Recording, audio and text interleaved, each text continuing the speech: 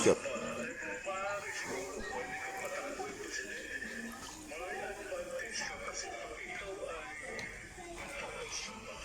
Kapay.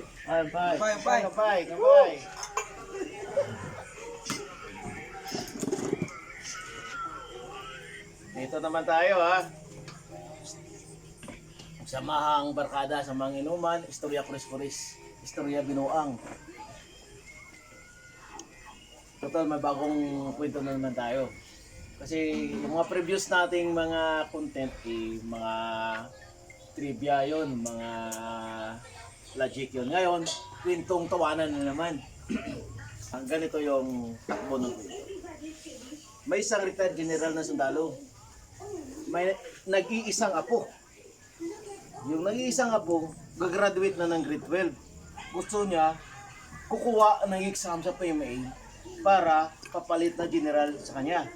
Siyempre, kahit sino naman, di ba? Nag-iisang apo mo, retired general ka. Siyempre, para yung apelyido, masusunod na tagapagmana.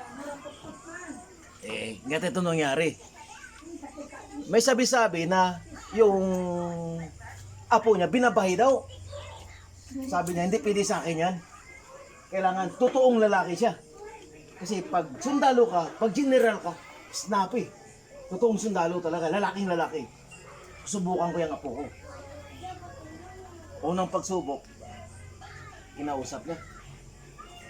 Sabi niya, apo, narinig ako na bakla ka daw. Sabi niya, bah, hindi lo. Hilayin natin sundalo, lalaking lalaki tayo. Di ba ako susunod sa'yo? Sabi ng lolo.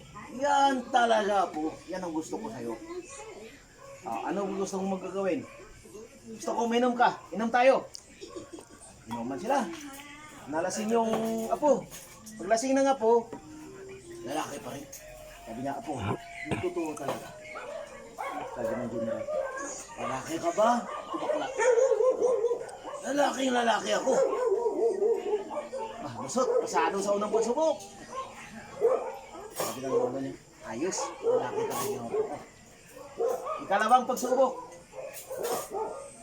Sabi niya, apo, may girlfriend ka na ba? Oo naman, lo. Sabi, girlfriend na ako. Siyempre may girlfriend. Ay, didate na ba kayo ng girlfriend niyo? Ng girlfriend mo? Oo, lo. Sige, ito. 10,000. I-date mo bukas, Valentine's Day ha. I-date mo bukas yung girlfriend mo. Gusto ko pumasok kayo sa Laging House. Gusto ko may mangyayari talaga. Katunay na lalaki ka. Nag-isip yung apo. Malaking responsibilidad tata yan lo ah. Ako bahala. Kaya natin yan. Binigay yung 10,000. Sabi na ako, okay lo, ako bahala. Tatawagan ko girlfriend ko, mag-date kami bukas. Pag alis na nga po, tinawagan ng general, yung tauhan niyang intelligence. Sabi niya, bukas, aalis yung apo ko dito sa bahay, susundan mo. Kung talagang kasama yung girlfriend niya, papasok na Laging House. Sabi ng tauhan niya, okay sir, ako bahala. Kinaumagahan, umalis yung apo. May sinundo na babae. Pumasok ng Laging House. Tumawag yung intel ng lulo niya. Sir, positive. Lalaki talaga yung apo nyo. Dinala sa Laging House yung babae na girlfriend niya. Yan talaga. Charles, punta ka dito. May bibigay ako sa'yo. Ang galing mo. Okay. Kinagabihan, umuwi yung apo. Kasama yung girlfriend. Kita kilala sa lulo. Lo, ito na yung girlfriend ko. Ang ganda ng girlfriend mo ah. Siyempre naman lo. Ayaw naman. Ano ba saan kayo galing? Sabi mo, pumasok ng Laging House. Pumasok mo ng Laging House. Anong ginawa niyo doon? Siyempre lo, nikiran ko siya, nikapan ko siya. Puta ka yan! Bakla ka pala eh! Doon na nalaman. Bakla talaga yung apo niya. Tapos ng lodging house na pinagalitan na ng lulo yung apo, sabi niya, kailangan tatatak yung sa katawan mo pagkalalaki. Ito 5,000, magpatato ka. Umalis yung apo. Magpatato. Sige, Bol. After 5 hours, Dahil lang yan bumalik. Lo, nagpatato na ako, Lo. Saan yung tato mo? Umubad ka. Ubad yung damit. Wala naman tato sa braso, sa dibdib. Kahit saan parte ng katawan mo, wala. Nagpatato na ako, Lo. Saan? Sa kilay, Lo. Sa kilay. High blood yung Lo. Sabi, hindi pili sa akin yan. Mumula nga bukas. Doon ka sa farm natin. Trabaho doon sa farm. Lahat ng gawain sa farm, ikaw magsikaso, magtatanim ka doon. Walang magawa yung apo, pinadala doon. After 3 weeks, bumalik yung apo. Ano ba ginawa mo doon? Nagtanim ka ba? Upulo. Nagtanim na ako doon. Nagbongka ka ng lupa. Upulo, lumaki na nga braso ko eh.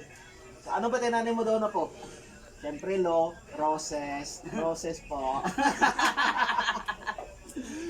Kasi sa pinted pa rin ang lolo. Hiya to sabi niya. Wala talaga sa lahi natin yung bakla. General ako. Ikaw susunod sa akin. Ba't ba bakla-bakla ka? Kahit na talagang lolo. Sinubsob sa dinala sa ilalim, sinubsob sa drum. Linunod sa drum. Pag-angat, babae ka lalaki. Babae po, Lo. Lunod agad. Tapos angat, babae ka lalaki. Babae po, Lo. Lunod ulit. Ilang ulit, ha? Tapos pag angat, babae ka lalaki. Serena pa ako, Lo. Wala na talaga. Sa sobrang galit ng lulo, binunot yung baril, yung 45. Talagang papatay na, paputo ka na.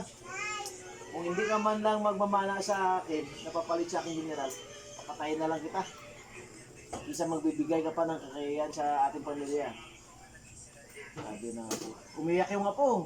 Lo, kahit patayin niyo ako, Lo, hindi ko talaga kayang dayain yung sarili ko. Bakla ko talaga ako, Lo.